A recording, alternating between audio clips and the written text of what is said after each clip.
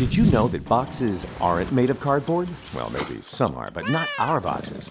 Our boxes are made from corrugated board. Corrugated board is made up of several layers of paper. The outside surface is called liner board. The wavy stuff in the middle that you can see through, that's the medium and gets its signature fluted shape by getting pressed through the rollers of this machine. It then gets glued together with the top and bottom liner board to make a paper sandwich. That's how corrugated board gets its super strength and rigidity. Now we take these big sheets and send them off to another machine. They get die cut, scored, glued, and folded into different dimensions. And naturally, all this is computer controlled and run by some really smart people.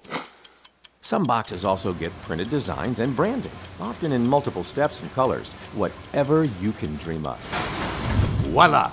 We just made a box, and now they're ready to be stacked, banded, and shipped all over the world. They're everywhere and essential to so many businesses.